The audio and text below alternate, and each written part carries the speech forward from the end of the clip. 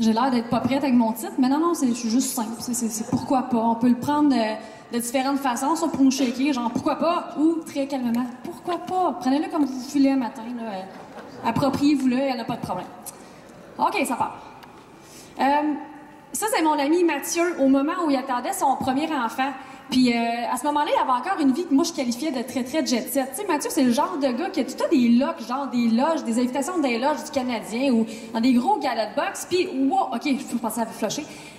Mathieu m'avait dit quoi de beau? Il m'avait dit, tu sais, Catherine, moi, mon bébé, je vais pas changer mes habitudes pour lui, c'est mon bébé qui va s'adapter à ma routine. Ah, yeah, right. Il y a 5 enfants chez nous, by the way, j'avais trouvé ça beau. Puis pourquoi je vous en parle, c'est que je trouve que quand on commence à enseigner, on ressemble à Mathieu. On est beau, on est naïf, on est plein d'espoir, on a des idéaux, puis c'est pas péjoratif. Je ris de Mathieu, mais pas de vous autres si vous commencez. Vraiment, là, je vous dis, je ris pas de vous autres.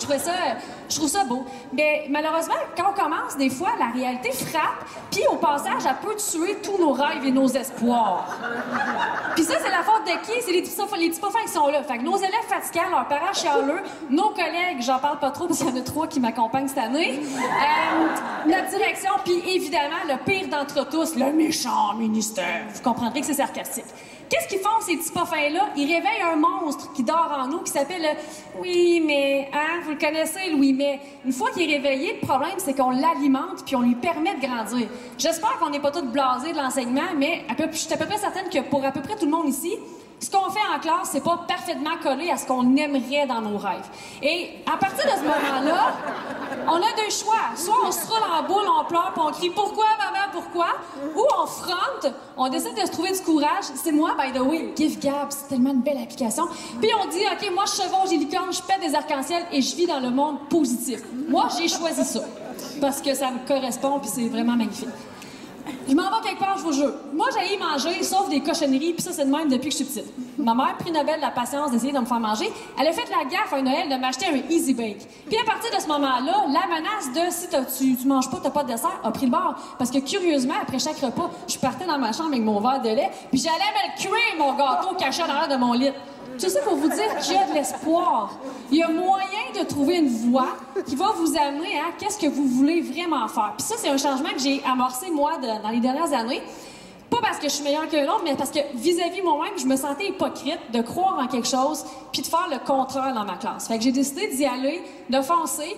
Puis dans le processus, je me suis repluguée beaucoup sur ma créativité, mais surtout, je pense que je suis devenue un meilleur être humain parce que j'ai redécouvert beaucoup l'empathie, chose que j'avais un peu délaissée dans ma vie. Honnêtement, j'étais beaucoup dans le jugement. Et ben voilà, fait que ça m'a rendue, je pense, plus humaine. Petit clin d'œil à mon atelier. Donc, ça commence par soi. Donc, des exemples de changements que j'ai faits. Premièrement, moi, je fais plus d'enseignement magistral, je donne plus d'exercices de drill. Je focus plus sur des notions de maths, je focus sur des compétences que je veux développer.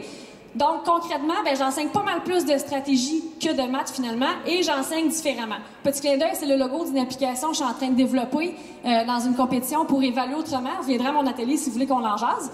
Donc, ce que je fais, c'est aussi, je donne peu de notes chiffrées, aucune. Puis, à l'étape, au bulletin, c'est mes élèves qui choisissent leurs notes.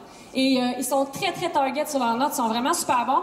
Puis, ce que ça donne, ben, c'est des jeunes épanouis qui retrouvent l'estime d'eux-mêmes qu'ils avaient perdu malheureusement, puis ils vivent des réussites à bien des niveaux. Puis ce que je veux vous dire, peut-être que ce que je vous explique dans mes valeurs pédagogiques, ça vous rejoint pas, vous vous dites c'est un peu c'est pas bon, ça me rejoint pas, puis c'est parfait. Je suis pas ici pour vous dicter votre changement devrait être quoi. Ce que je veux vous dire, c'est que vous avez tout le potentiel de mettre votre face là-dedans, puis de défoncer les murs que vous autres, vous avez envie de défoncer. Puis c'est ça qu'on va essayer de voir aujourd'hui. Comment on s'attaque à chacun de ces petits pas fins-là. Donc, première chose qu'on fait, je dirais comme ma mère, faites-vous une petite liste. Fais-toi une petite liste. Fais-toi une liste de tout ce que tu aimerais que ce soit l'enseignement des maths. Puis censure-toi pas, vas-y all-in, tu sais, pense gros.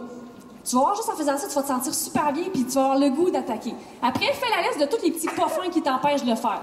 Ça se peut que tu te sentes moins bien, mais rien qu'un bon guide, je peux pas réparer. Là, on attaque. Fait que là, on jette notre jugement, bye-bye à la poubelle, on se met dans un bon état. Fais jouer du Enya. Je dis pas que c'est bon. Tu sais, Enya. OK? C'est pas nécessairement bon, mais tu peux pas être choqué en écoutant ça. Allume tes chandelles, elle sniffe de la lavande, puis mets ta switch empathie à on attaque. Vos élèves, devant le changement, ressemblent à des petits chevreuils devant un char la nuit. Ils ont peur, c'est normal. Faites-leur vivre des réussites. Instaurez un climat de tolérance à l'ambiguïté. Si vous-même vous êtes stressé par le changement, ça se peut qu'eux autres aussi y attaquent. C'est un petit peu normal. Puis arrangez-vous aussi, s'il vous plaît, pour qu'il y ait du plaisir dans le processus. Ça risque de vous donner un petit coup de main. Les parents veulent que le système scolaire change. Ça n'a pas d'allure que ça se fait encore comme ça. Mais quand on commence à le changer puis qu'ils tombent insécures, ils vont vous dire « Ouais, mais dans mon temps, moi, c'était pas le même. Qu'est-ce que tu veux? Tu veux-tu qu'on change ou tu veux pas? » Mais vos parents aussi sont insécures puis ils ont besoin d'être réconfortés. Parlez-leur surtout de l'objectif que vous suivez. Moi, j'explique aux parents, je mets plus de notes parce que j'ai observé que ça favorise beaucoup l'estime de soi de votre enfant. C'est dur de dire c'est de la merde, tu sais, on s'entend là. Vos collègues de travail, vous pouvez les classer simplement dans 2 catégories. C'est pas plus compliqué que ça. Fait qu'il y en a qui vont faire « Wow, tu fais ça! Oh, j'ai le goût d'embarquer, mais je suis pas sûre. » Bien, ceux-là, soyez bons avec eux. Encouragez-les, donnez-leur des tapes dans le dos, puis laissez-les aller à petits pas, puis soyez juste là pour eux. Les autres, ben, barrez-vous pas avec eux autres, coupez-vous de leur jugement, là, puis laissez-vous atteindre ça. Si vous proposez un changement à votre direction qui fait ce face-là, c'est pas nécessairement perdu. Ils ont des comptes à rendre. Essayez d'anticiper leurs problèmes, leurs peurs, puis arriver avec des solutions. Essayez de vous appuyer avec des exemples de choses qui se font ailleurs, puis même avec la recherche en éducation si vous êtes capable. Le ministère, on vira pas fou. OK? Oui, il y a un examen à la fin, mais sérieusement, est-ce qu'on va baser toutes nos pratiques pédagogiques sur un examen une fois en secondaire 4? Je vous souhaite que non. Mes élèves, là, ils font une pratique d'examen du ministère en juin, des fois 2 si je suis vraiment lousse, puis savez-vous quoi? Ils sont en trouble, ils ont des troubles d'apprentissage, puis ils réussissent quand même. L'idée, c'est de manger, si mon amie Élise était ici, elle vous dirait, il faut manger l'éléphant une tranche à fois. Je sais que c'est pas un éléphant, mais c'est le seul animal slicé, pas morbide que j'ai trouvé, là, fait que c'est pour ça. Fait que donnez-vous droit à l'erreur, vous aussi, puis arrangez-vous pour vivre des réussites. C'est ça qui va faire que ça va fonctionner. Si tu essaies de tout atteindre tes objectifs la première année, ça se peut que tu sois déçu. Fait que mon appel à l'action, c'est... Je vais me promener avec ça pendant toute la durée du congrès. Je vous demande de vous commettre, puis de venir écrire un oui mais, juste un, que vous vous engagez à essayer d'éliminer cette année.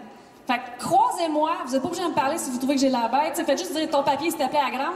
Écrivez-moi là, puis moi, je m'engage l'année prochaine à ramener ça, puis que vous allez pouvoir barrer ce que vous allez avoir fait. Parce que des fois, on est tout seul dans notre classe, on fait un petit changement, puis on a l'impression que ça donne rien. Mais si on voit la somme de tous nos petits pas, on va se rendre compte qu'en gang, on est en train de changer le monde de l'éducation. Yes. Voilà.